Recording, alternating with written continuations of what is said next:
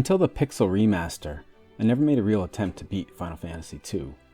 I played the Origins version on the original PlayStation, but never made it more than an hour in.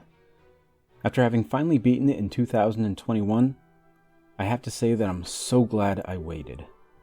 I'll be talking more about why I, a 42-year-old, made the right decision to never play through Final Fantasy II until over 30 years after its initial release, but first I want to say that if you beat the original version of Final Fantasy II, congratulations! I can't imagine what kind of dedication it would take to make it through the game without auto battle and quick saves. Truly, that's an accomplishment. And while it was probably a more normal experience in 1988 than it is today, I'm pretty sure the game would have caused endless frustration even then. I can honestly say that if I learned that everyone who bought the original NES version in 1988 never actually beat the game, I would not be at all surprised. So again, congratulations, you masochists. To those who tried and couldn't make it, I feel you. But if it's always nagged at you, the Pixel Remaster is your chance. Sure, it still comes with a fair amount of bullshit, but it's much more manageable thanks to the aforementioned quality of life changes. I didn't give a spoiler warning in part 1. I figured the game's over 30 years old, and even if you've never played, there wasn't much of a story to spoil. But for Final Fantasy II, here's your spoiler warning. The story isn't exactly Game of Thrones, but it managed to surprise me, and it's worth experiencing on your own if you have any inclination. So if you're willing to put up with very long dungeons and more frequent random encounters than I've ever seen, I recommend it. From here on out, I'll be discussing the story in full.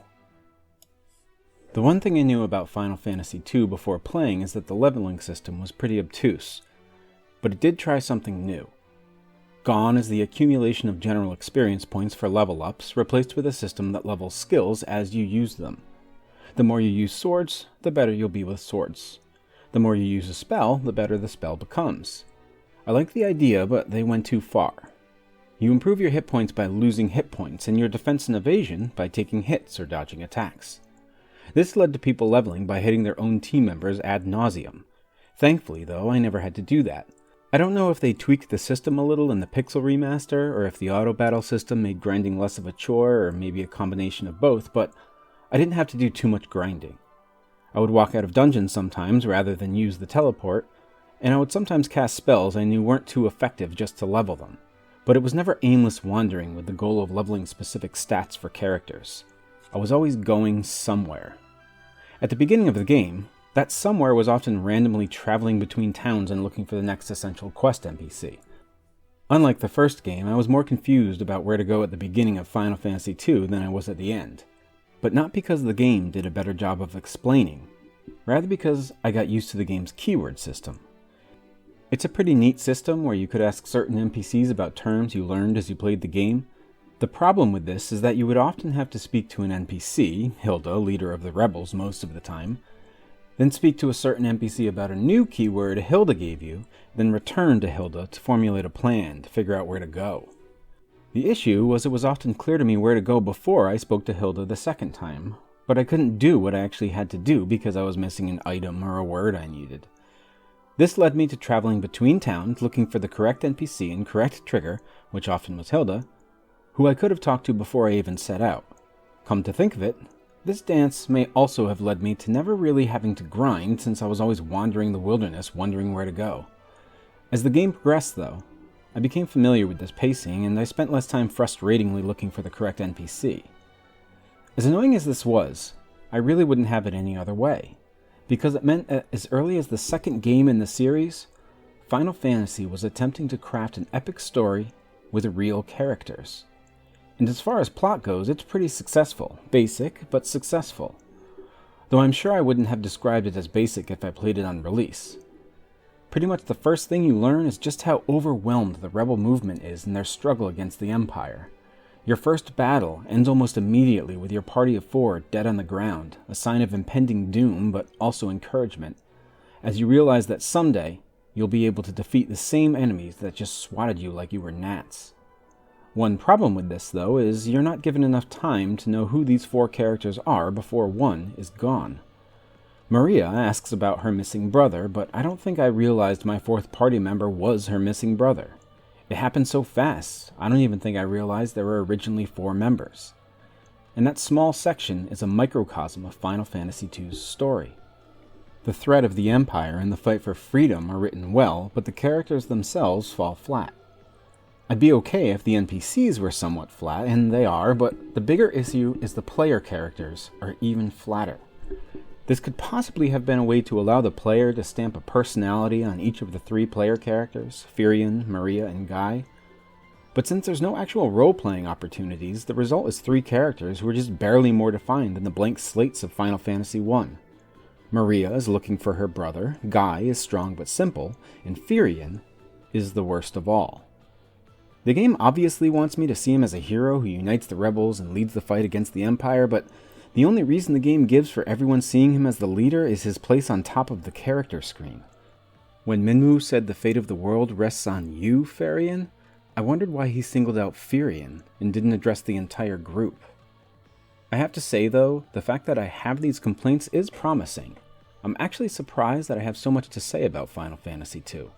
If you watched the first video, I mentioned that I might combine 2 and 3 into one video, thinking I wouldn't have much to say about each of them, but Final Fantasy II surprised me.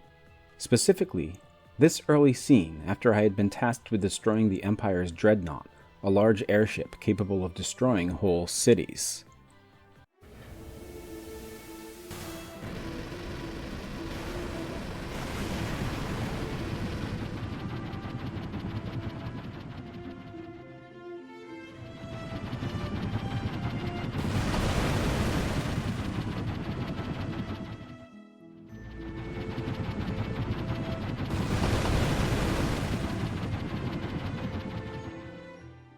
It was here when I realized that Final Fantasy II was trying something. In the first game, you had a task at the beginning of the game, and in order to accomplish that task, you had a checklist of goals that, once completed, allowed you to enter the final dungeon. But in 2, things don't always go according to plan.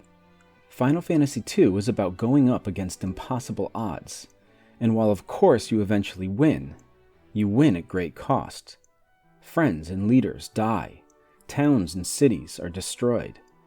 People make sacrifices and sacrifice themselves.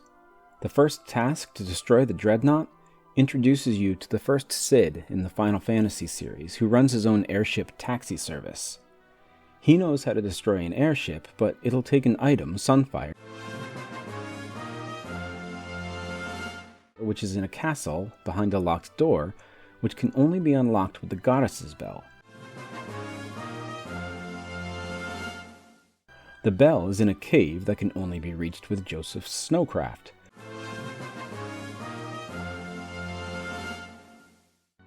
But he's not going to help you when his daughter and the men of the town have been kidnapped and put to work for the Empire in Semet Falls Cave, where they're mining mithril, which Hilda, the leader of the rebels, wants to make weapons with to help the rebels fight the Empire.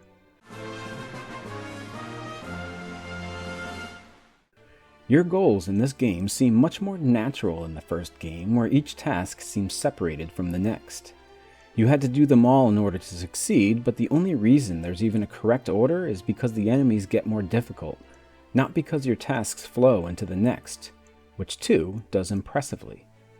And I'm not about to say the story is in line with a great fantasy novel or even a more modern-day video game, but it is clear that Squaresoft, now Square Enix, wanted to craft something more than a game where your impetus for finishing was merely getting stronger and beating monsters you couldn't a few hours earlier.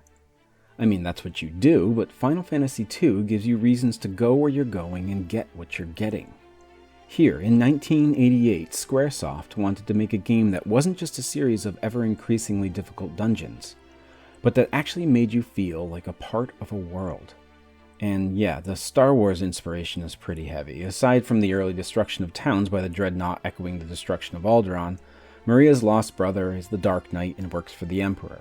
Not only that, but after the fake-out defeat of the Emperor, Maria's brother Leon assumes control of the Empire, and when the Emperor is proven to still be a threat, joins your team to help you take him down.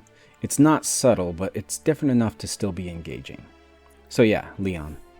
You technically don't find out Maria's brother is the Dark Knight until after you kill the Emperor for the first time, but it's pretty obvious to anyone who's paying even a little bit of attention in the mission where you have to rescue Hilda and Sid from the Dreadnought after they're kidnapped.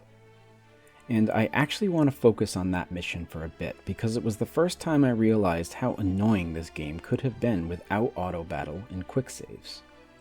When you enter the Dreadnought, there are several doors and stairs you can enter.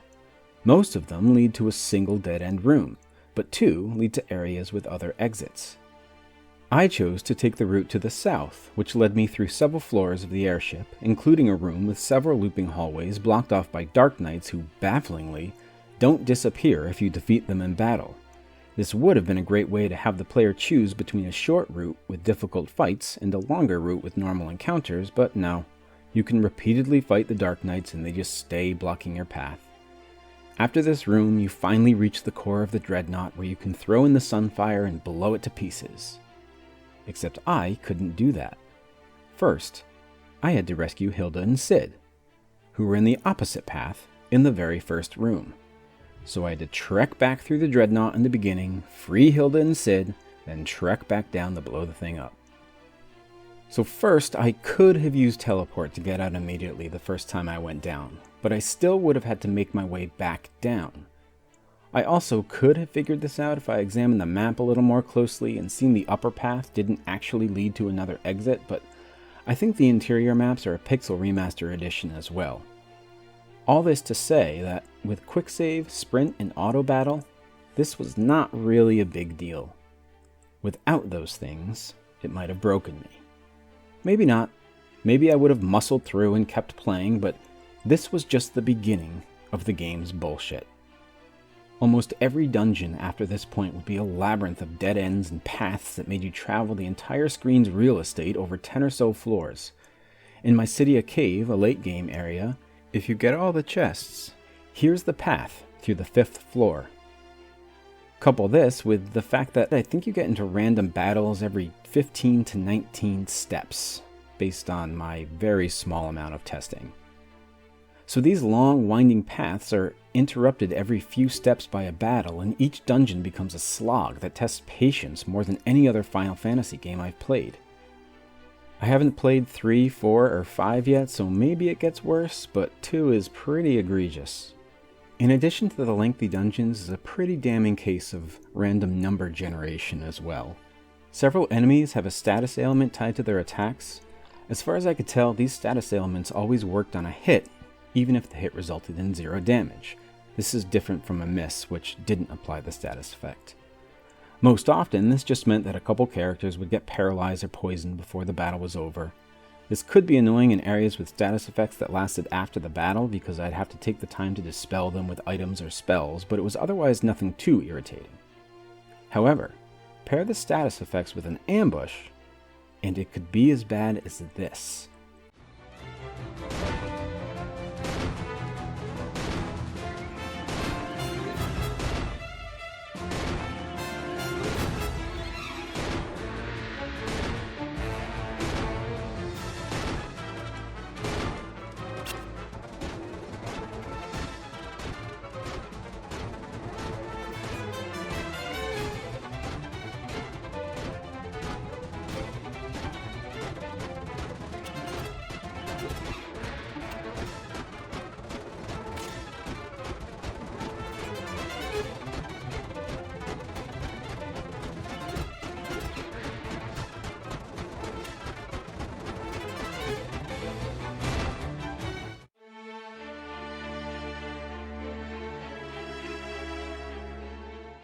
That would have been even worse if I had to watch it all play out at regular speed, but at least it was on the world map, and it would have been likely that I had a recent save even on the original NES version.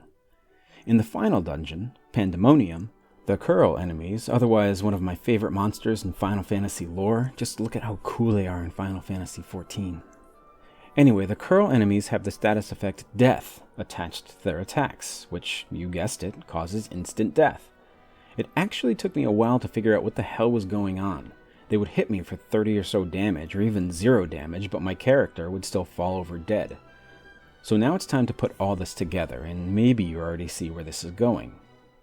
On one of the final floors, in the final dungeon, after over an hour in double speed without the chance to make a save, this happened.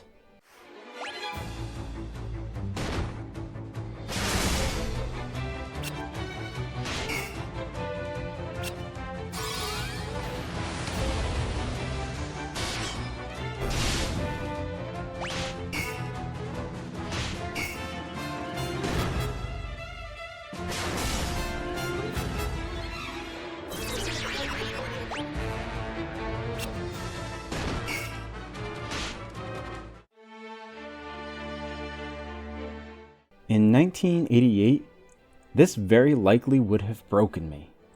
All the more so because who's to say it wouldn't happen again on a second try? There's a chance I'm missing something that may have made one or more of my characters immune to death or something, but it's conceivable when you enter this dungeon that you wouldn't even know you'd be facing monsters with death tied to their attacks. There are monsters who can cast death, but that tends to miss often enough and could be prepared for, though again, you could probably get especially bad RNG and get killed in one fell swoop. But I believe these are the only monsters whose regular attacks have death attached to them, and like all status effects tied to attacks, it seems to always work. It's entirely possible that I could have lost 2 hours of playtime several times over. I can imagine people playing on release could have entered this extremely long dungeon only to fail due to RNG over and over and over again. This made it all but a necessity for me to quick save after every battle, but here's the thing. I still felt, at the end of it, like I earned the win. I slogged my way through, used up my inventory of 99 ethers, 99 high potions, and 20 elixirs, and beat the final boss. But I'm getting ahead of myself. After I rescued Sid and Hilda and blew up the dreadnought, I chartered a boat to take me to the Isle of Dragoons, a group of warriors famed for riding wyverns into battle. Since I chartered the boat from pirates, they attempted to betray me, but agreed to join the rebel cause after I handily defeated them. I make my way to the island, and of course the dragoons and wyverns are on the verge of extinction and need me to retrieve a pendant to speak to the last surviving wyvern, who tasks me with placing an egg in the life pool at the end of a long dungeon that I had already visited, just without the egg. So yeah, I had to take a second trip after being gifted the egg and watching the last wyvern die. After this, the rebels decide to finally strike back against the Empire after spending the whole game just trying to stay alive. We charge at Finn Castle and defeat the sitting boss and take it back for ourselves. Hilda and Gordon, a prince, are on the throne now, and things are looking up for the rebels. We're tasked with looking for Minwu, Hilda's advisor and the first character to join our party at the beginning of the game. He's in Mysidia looking for Ultima magic, a Final Fantasy staple after this game. We need the white mask from beneath the castle, and I just want to pause here to take a look again at how Final Fantasy II designs dungeons. Like so many other dungeons, there are paths here that make you trek across the entire screen, getting into battles every 15 steps or so, and then we get close to the end, and Final Fantasy II does this a lot. There's a group of doors, and most of them lead to an empty room, but one leads to the path forward. I'm not going to spend too much time on this, but it made me realize how much I appreciate modern games at least attempting a degree of realism in their architecture. This dungeon is basically a basement under a castle, meaning someone designed and built this. The only reason someone would design a building this way is if they knew explorers would be facing random battles every few steps. You're always placed in the middle of the empty room rather than at the door, so you have to walk out. Again, I realize realism wasn't exactly the most pressing concern in 1988. The most pressing concern was probably fitting as long a game as possible in the limited memory of an NES cartridge.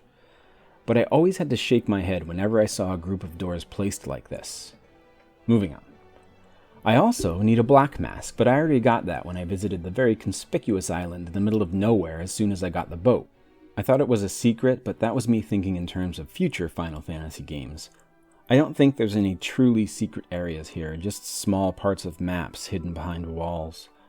The island was actually just a canon story island that I came to early. I placed the white mask on the statue in Mysidia, and the black mask on my doppelganger in Mysidia Cave, make him move out of the way, and make my way into the most annoying dungeon in the game. The final dungeon is the most grueling, but Mysidia Cave is littered with flan and moose, which means I have to turn off auto battle to cast targeted elemental spells. So battles here took much longer than usual. It's a meme that at the end of a Japanese role-playing game, you'll have a huge stack of healing items like elixirs that were sitting in your inventory waiting for the perfect moment that never comes. I was determined not to do this in this game, so when I saw Minwu at the end of the dungeon, I felt sure he had betrayed the rebels and I was in for a boss battle. I chugged my elixirs, the most expensive things in the game, at 50,000 gil, and braced myself for battle. Only for Minwu to sacrifice himself so I could get the crystal rod that would allow me to open the path to Mysidia Tower, which housed the Ultima Magic. No boss battle. 200,000 gil wasted. Though that's not too big a deal, I had way more gil than I would ever need. On my way to Mysidia, I was swallowed by a whirlpool into the belly of a leviathan, where I met a bunch of other people who had a crystal rod. This is hilarious, by the way. But the Leviathan also swallowed the last surviving Dragoon, who joins my party and helps us fight our way out of the belly of the beast and up to Mysidia Tower, where we finally get the Ultima Magic. I thought this would be a cool spell to make the final boss vulnerable or something, but it's just another spell. Looks pretty cool when you level it up, though. We head back to Fynn and find that the Emperor has summoned a cyclone that destroyed many of the towns we visited. They're really destroyed too, you can't enter them anymore.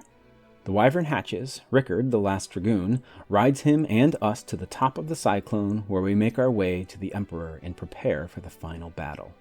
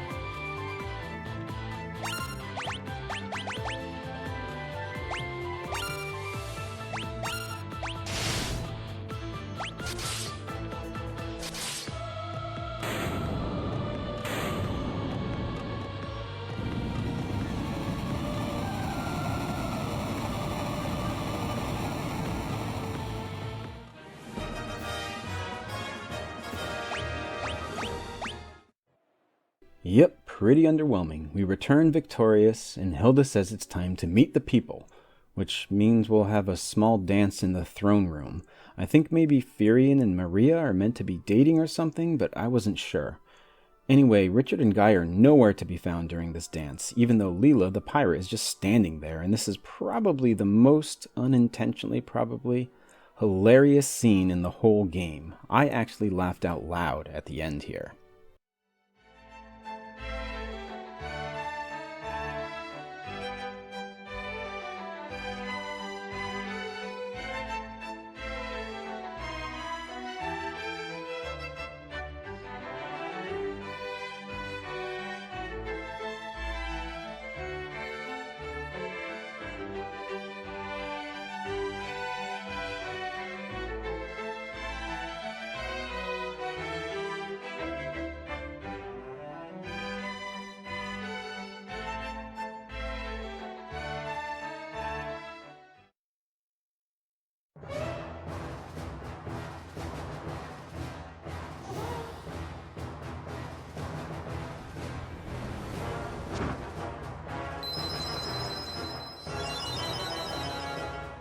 So Cid gifts us the airship right before he dies, and it's off to Palamecia to take on Leon, Maria's brother. And this is the second time I prepared for an epic fight as a final boss battle by chugging a few elixirs and didn't actually have to fight. Instead, the Emperor appears. He's been to hell and transformed into a much more powerful Emperor. Rickard sacrifices himself, R.I.P. Dragoons, for us to get away, and Leon agrees to help us. And this is the point where the story runs screaming head first into JRPG trope territory. Except, I don't know if this was a trope in 1988 or actually a trendsetter. Depending on how much you like JRPGs, your mileage here may vary. You descend into hell to defeat the Emperor, who can't believe you defeated him twice. Furion exclaims the battle has just begun, and the game is finally over. As I mentioned earlier, the final dungeon was long and exhausting. It really did feel like I earned the win, except here's the final battle in its entirety.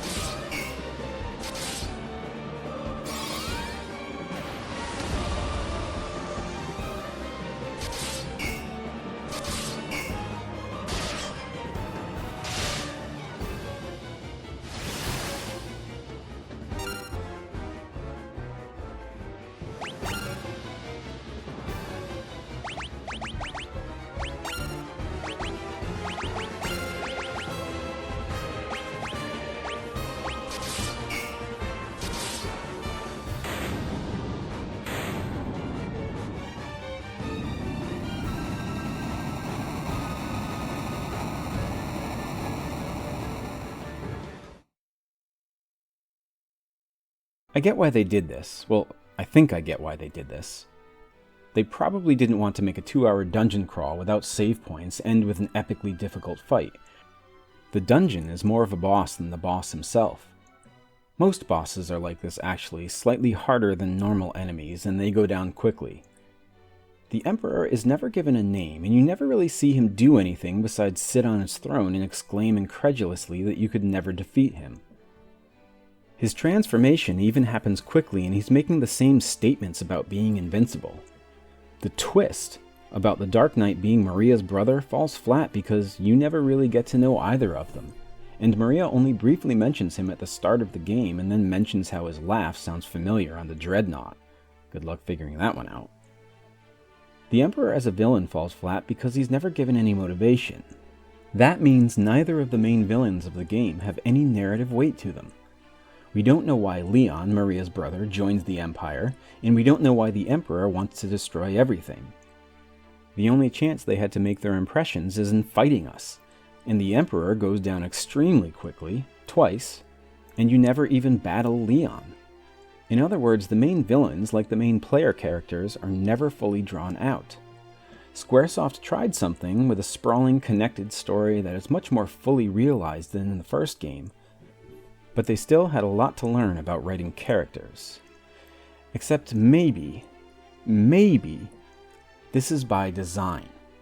I said earlier that while the final battle was disappointing, the dungeon itself was oppressive and served as a better final boss than the boss himself. Likewise, this game isn't about one person's, or group of people's, battle against the Emperor, but about the capital R Rebellion's battle against the Empire itself. We don't see much of the Emperor, but we see the weight his orders have on our small band of rebels. At the start of the game, they're holed up in a house in the middle of town, not a castle. Their castle is actually walled off for much of the game, and taking it back serves as a turning point for our side in the struggle. Before we can make any real headway, we witness the Empire destroy several towns, and some people who fight with us sacrifice themselves for the greater good. Like Star Wars, their ghosts appear to us at the end. While our heroes are victorious in the end, their victory comes at an enormous cost. Final Fantasy II isn't about the individuals that come together to battle a threat. Rather, it's about a people, an alliance, who refuse to surrender to an oppressive regime. It's about how, if we're to have a chance against overwhelming odds, we've got to fight those odds together. There are traces of attempts at a character-driven story, but it seems like our attachment to those characters is based on who they would have been in Star Wars. Hilda is an obvious Leia stand-in. Firion and Maria serve as a conjoined Luke Skywalker with Guy as their Chewbacca. There are two Han Solos in Leela and Paul. Noble Minwu is our Obi-Wan who sacrifices himself to give our heroes the strength to win. Leon is Darth Vader, tempted by the dark side but ultimately siding with the heroes to take on the Emperor who is, well, the Emperor. Both Emperors in Star Wars and Final Fantasy II talk a big game but go down easy. The heroes even have to fight their way out of a worm's belly for Christ's sake, but of course it's not Star Wars, it's Final Fantasy. So even if we don't know them too well, we spend a lot of time with our heroes as they practice and improve their skills, both magical and physical. The more we practice those skills, the better we get, and the more likely we are to succeed. And I have to say, Final Fantasy II does this part of the story very well. It's heavy, oppressing, just like the Empire. It's about how worthwhile battles always come at a cost, and the cost is regrettable. Why couldn't the Empire just let us be? But paid by people who know what they're up against. And that feeling of oppression, of overwhelming odds, Final Fantasy II does exceptionally well. Long before anyone uttered ludonarrative dissonance when referring to game themes, Final Fantasy II enmeshed its systems with its story. The dungeon might look unbeatable or maybe just not worth the trouble, but if you want to win, you've got to pay the price. And in the end, you'll hopefully have something to celebrate.